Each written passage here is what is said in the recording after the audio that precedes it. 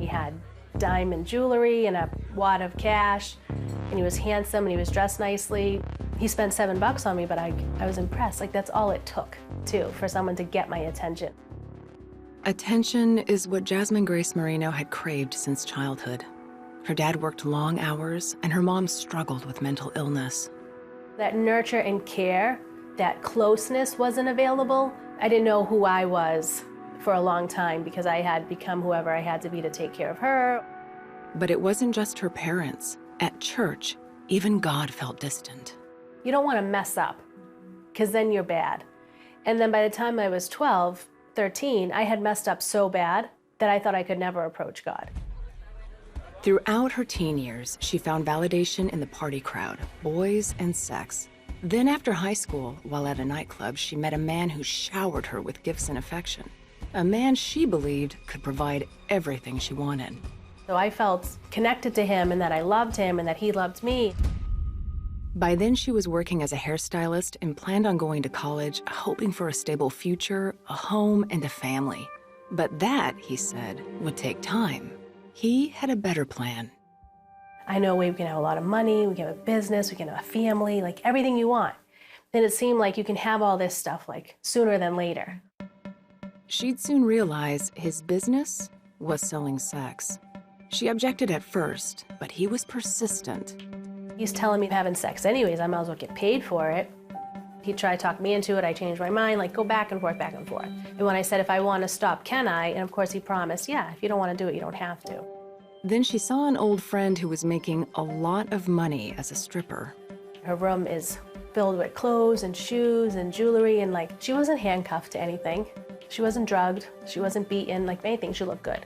And I started feeling like, maybe I am missing out. Like maybe this isn't that bad. So she agreed to go to a massage parlor where she could give it a try. But the shame and guilt quickly followed. The first time I had to exchange myself, like nothing prepares you for this, nothing. It was just horrifying. It was so disgusting, it was so shameful.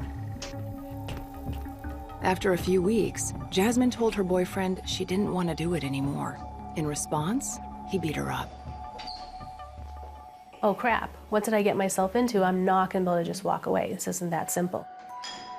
For the next 5 years, she worked as a prostitute, stuck in a cycle of codependency, fueled by fear and an overwhelming sense of shame. She left him several times, but always went back.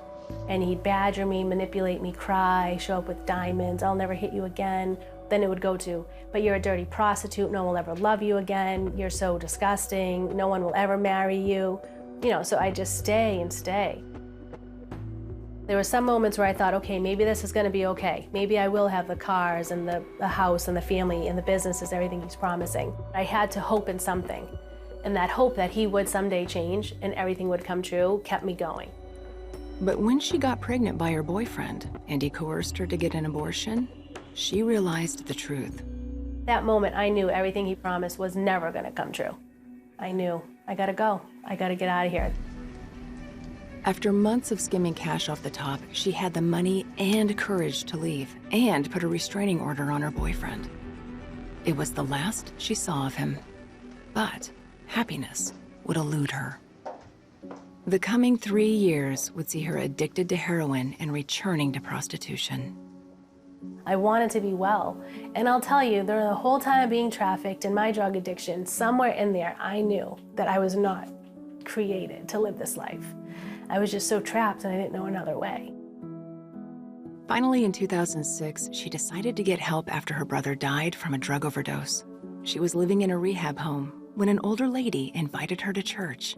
And I was like 27, straight off the street, you know, felt like a junk tank. It was just so dirty and so gross, but all these people were in this church and they're all praising the Lord and loving life. And I was like, what do they have? And she goes to take me home and she turns around and she says, honey, do you want to know Jesus and how much he loves you and can wash you clean and forgive you? And I was like, yes, who is he? And I'm like crying. And I literally received Jesus that day in the backseat of a car. Jasmine overcame her addiction, but still carried the burden of shame, telling no one about her old life. 5 years later, at a church women's group, Jasmine, now married with children, found the courage to speak up. One of the members was talking about ministering to women in the sex industry. And all of a sudden, I'm on fire. And I have to raise my hand and tell her, I had a pimp, I danced, I was on drugs, I did everything you're talking about. How do I help young girls so they don't end up like me? And she said, oh, you're a survivor. You're amazing. All these ladies started clapping, and they were all thrilled. And I couldn't believe the roof didn't set on fire, because I just told you my deepest, darkest secret. And everything changed from that moment.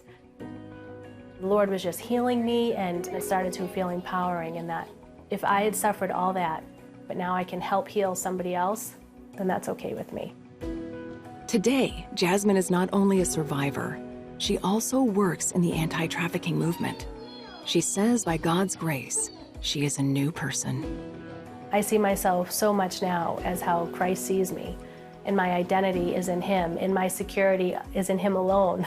Oh my gosh, that changed my life.